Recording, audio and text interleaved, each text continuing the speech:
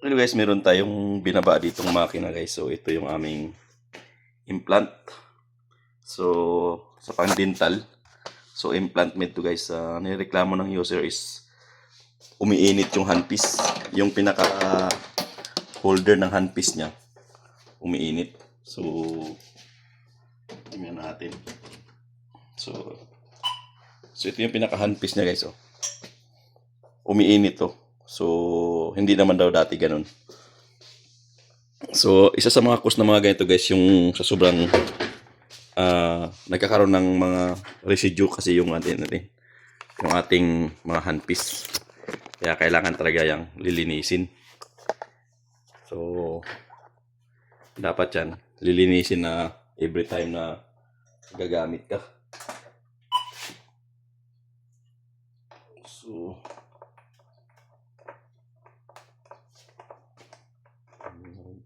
masyadong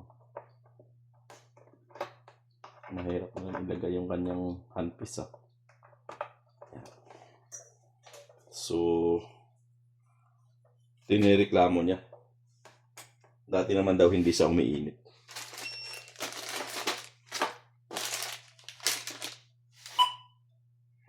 So, inapakan mo to.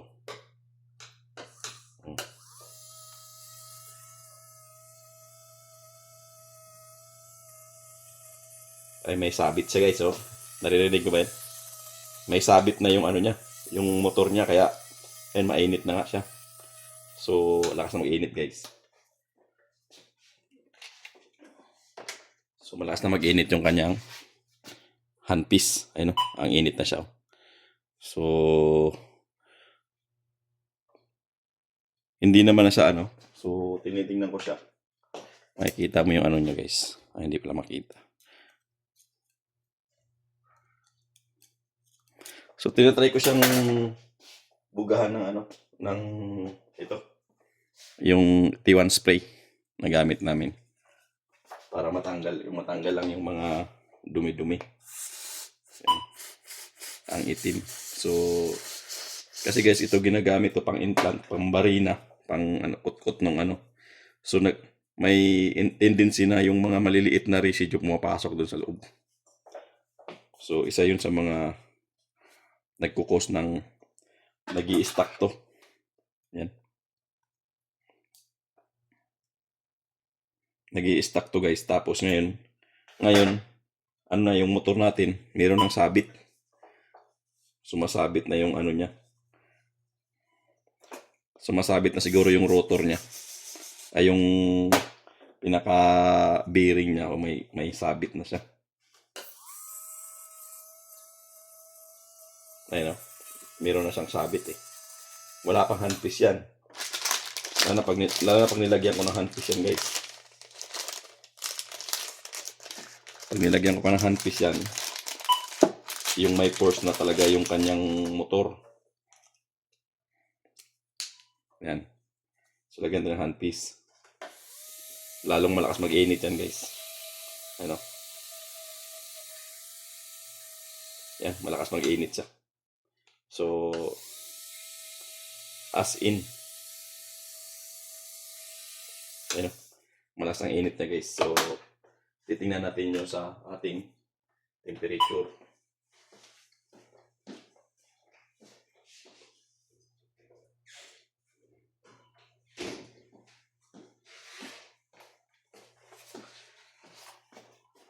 So, gagamitan natin ating temperature monitor.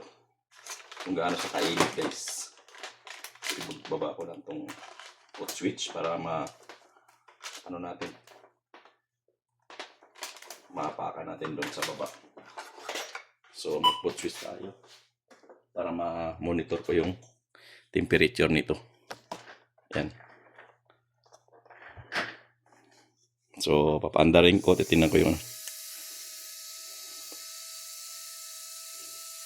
So, yan guys.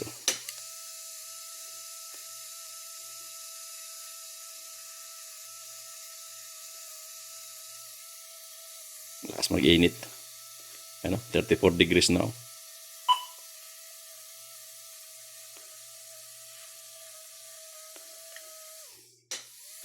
Ang init na guys eh. Sana ba yan?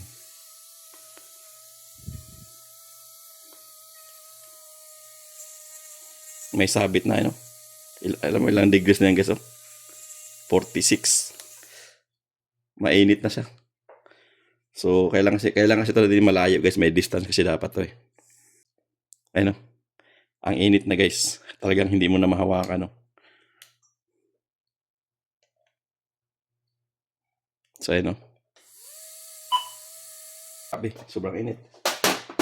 So, ang gagawin natin ito guys. So, tingnan natin kung kaya natin buksan. Pati yung pinaka-handpiece guys, ang init eh. Pati yung pinaka-handpiece niya, sobrang init.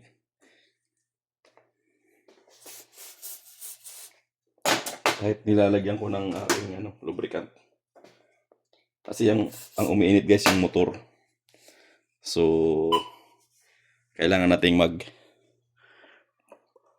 palit ng motor nito kung kakailanganin. So, try nating buksan para malinis natin kung ano. Pero ang tingin ko kasi may sabit na yung pinaka-ano niya eh. May sabit na yung pinaka-motor niya guys. So, ito palang yung implant made namin is made in Europe. European to guys. European machine to. Austria. So, try nating buksan to. Mayroon naman sa bukasan dito. Ayun. So, kailangan lang nating i-grip siguro. So, ito yan guys. Nabuksan natin dito. So, try nating tingnan yung kanyang motor. Ayan. So, sa tingin ko, ang problema nito is yung motor na. So, dito, wala ang makita na hindi mo siya makita. So, bubuksan natin yung buo handpiece niya mismo. So, natanggal na natin yung pinaka-connector niya. So, ito yung ating pinaka-handpiece.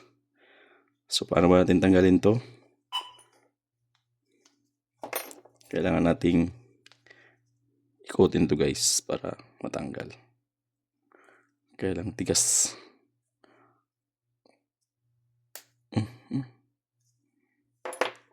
Kailangan tanggalin natin yung na yan, naka-lock. Screw din yan. So guys, napakahirap niyang tanggalin. So kasi hindi ko rin pwedeng gamitan ng circlip remover kasi nga tatlo siyang guide eh. Naka-triangle yung pinaka-gatla niya. Ayun. So naka-triangle yung gatla. Kaya mahirap siya tanggalin. So wala akong option kung paano ko siya tanggalin. Kasi nga dapat matanggal mo to, yung nakaharang na to, para mahugot mo tong buo, para malinisan mo ng buo tong pinakaano niya, yung ng handpiece. So natanggal na natin guys yung pinaka-lock na dito sa dito. So natanggal na natin yung pinaka-lock. Kaya ang problema natin, tutulak na lang natin to para matanggal yung pinakaano niya. Kailangan to dahan-dahan lang guys eh. Kasi hindi to lalabas pag ano.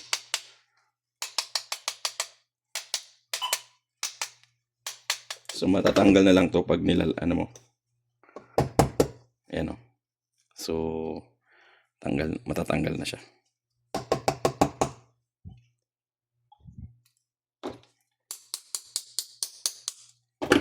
Okay guys, lalabas na siya. Kailangan lang ng dahan-dahan para mahugot mo yung pinakaano niya, motor. So ito naman guys is sira na. So magpabaka sakali lang tayo kung kaya ba nating i-repair to. Kasi alam ko yung pinaka problema na to, yung pinaka niya guys, yung pinaka bearing. May sabit na yung bearing niya kaya umiinit yung niya. Kaya umiinit yung kanyang handpiece. So, ganoon naman guys pag mga motor, basta pag may sabit na yung pinaka-bearing niya, iinit talaga yung motor. Para lang din yung ordinaryong mga motor guys, pag may sabit na yung mga bearing, iinit at iinit yan. Para yung mga electric pan, yung mga pag kinakain na yung shafting niya, nagkakaroon ng ano. Ano. So, ganito pala to. Ayun. So, kita mo guys, sira na yung pinakaano niya. Ayun. Kaya, ayun o. So, ito yung pinaka, ayun. So, parang hindi ko kayang palitan yan. Napaka-precision na yung pinakaano niya guys. Oh. Bearing niya. Kaya umiinit yan. Kasi nga ito, oh, alam mo yung pinaka-core niya. Yung yung core niya, ano. Ito yung umiinit eh. Wala na, sira na to guys. Ano. So, ito yung pinaka-shafting niya guys. Yan. Sa shafting niya, ayun, may sabit na nga. So, ito. Kasi guys, ang umiikot na lang pala niya. Ito hindi na umiikot pala to. Hindi na siya umiikot sa sobrang tiga. Ito, umiikot na siya. Tumigas. Kahit nilagyan ko na ng ano. Bearing kasi ito eh. So, ano talaga siya. Ano, tingnan mo. Ang itim. Tingnan mo guys, puti yan ha. Pero bibugahan ko siya ng WD. Diyan kasi napupunta yung mga ano guys, yung mga residue ng pag-drill niyang ano, pag-drill nila sa ngipin. So papasok yan diyan. Uy. So ano.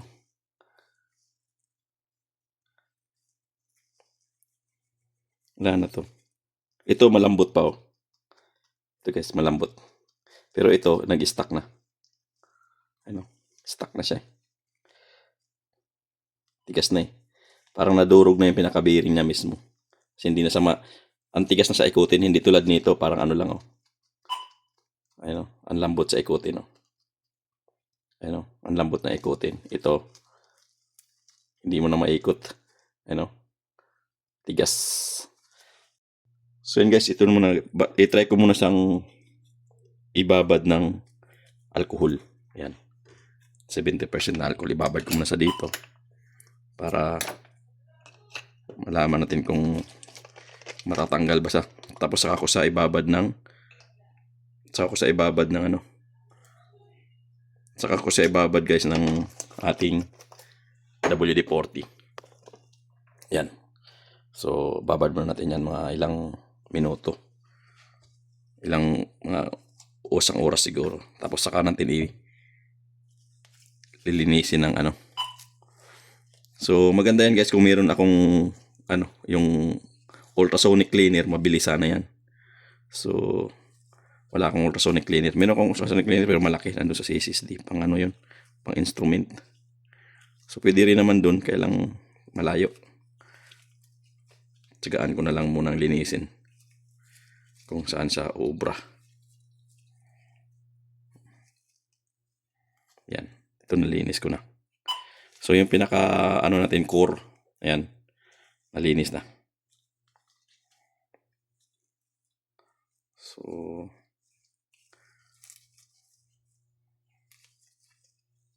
ayusin din natin yung pin kasi yung isang pin ito nabali oh. So gagawan ko lang ng pin yan, madali lang naayos. Basta okay pa yung pinaka rotor niya. Ayan. Pwede kong gawan ng paraan yung ano. Uy, lumambot na guys oh. Lambot na, kailang may sabit. Parang naririnig ko na yung ano, kaskas. Hindi tulad nito. Ito talaga walang sabit. Yung sa back side niya, ano. Wala kang maririnig, pero ito ano. Saka matigas pa. Babad muna natin yan. Okay. So yun guys, after natin nang binabad yung bearing, ito binabad ko sa ano guys, sa WD-40 ng 24 hours. So malambot na siya. Saka wala na yung sound. So malambot na siya. Tulad na dun sa kabila. So ngayon guys, ibabalik na natin ito ngayon. So ito nalagyan ko na rin yung ano, yung naputol.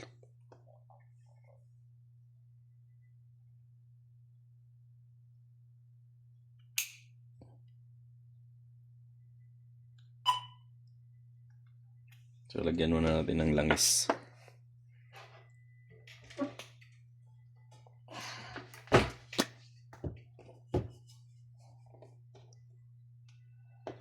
Para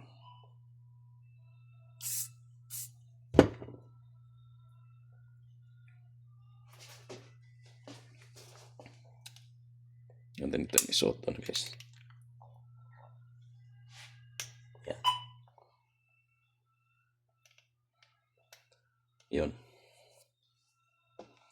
So, dito naman, kailangan natin ng lagyan ng langis doon.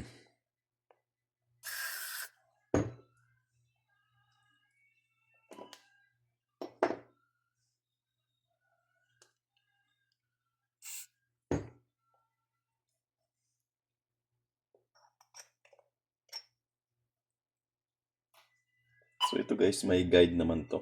Ayun, ang guide na to. So, doon mo siya papasok. So, madali lang naman to kasi may guide siya. May dalawang guide. Dito at dito sa kabila. So, isushoot muna natin ito sa guide.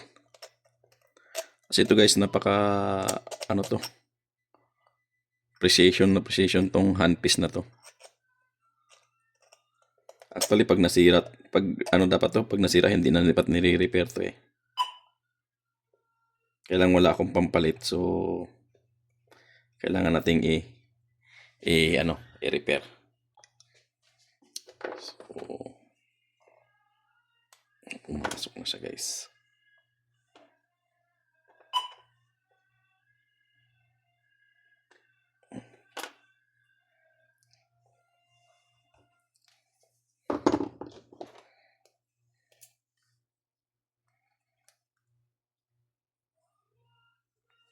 Yan. So, yan. Pasok na siya.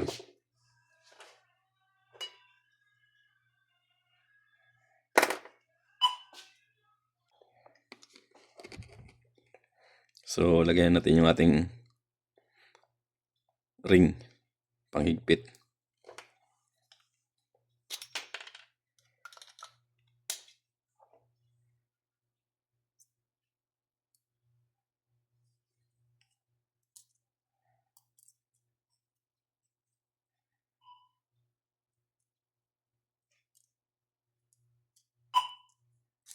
Yan.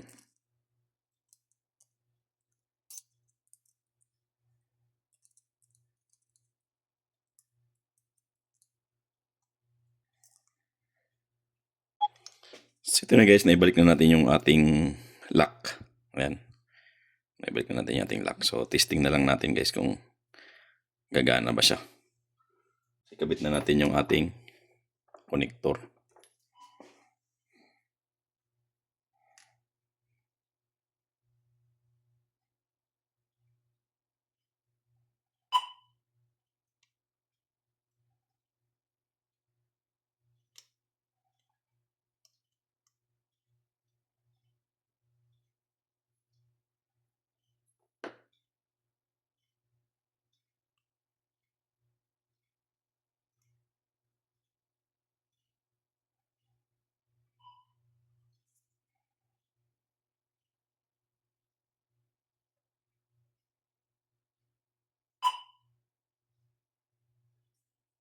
Yan.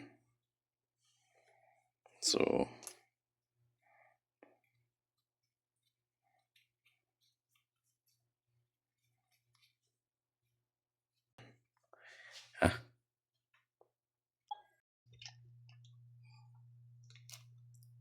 so yun guys, pagkatapos natin na-install na natin yung ating handpiece.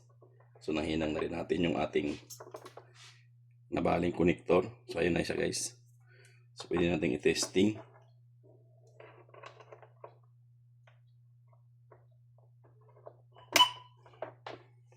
Testing na natin siya. So, testing natin siya ulit guys. So, ayan.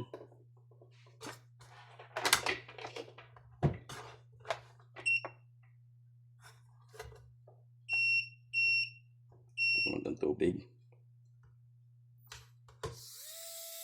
Ayan. okay na siya, gumagana siya guys. So hindi na siya umiinit. So test natin guys. Gamitan natin yung ating laser temperature. So ayan. Continuous tayo ng 40 RPM guys. Ayan yung lamig, init niya. So dati pag ganun mo, sobrang init na yan. So 28 degrees lang siya. Lapitan ko. Ayan. So hindi siya nagbabago.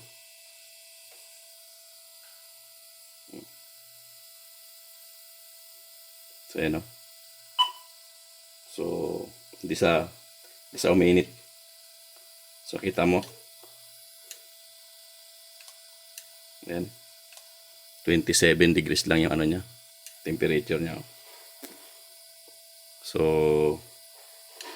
hindi na sa uminit guys. So yun lang yung issue niya. So nagkaroon lang ng mga residue dun sa nag-stuck lang yung motor niya. Hirap sang ikutin kaya malakas mag-init to.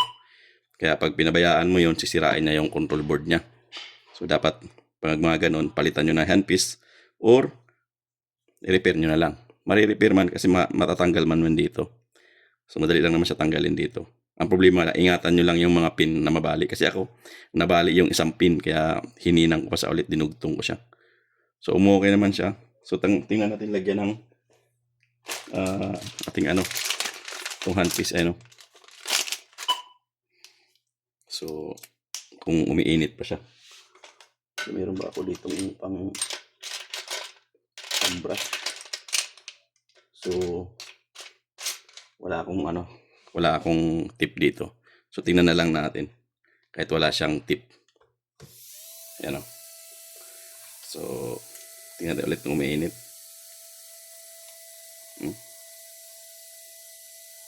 Yung motor mismo. Ayan guys. 31 pag meron siyang load. Ayan. 31 guys pag meron siyang load. Ayan. So hindi na siya umiinit oh. Hindi na umiinit guys. So okay na siya. Papagamit ko muna to. Pero mag-request na ako ng bagong handpiece. Kasi ito hindi mo to, baka babalik din siya, mag-i-stack na siya kasi nalinis na. So pa-requestin ko na sila ng bago. Pero at least magagamit na nila ito muna. Okay? Ganun lang guys, linisin nyo lang pag nag-i-stack yung mga ganitong handpiece. On.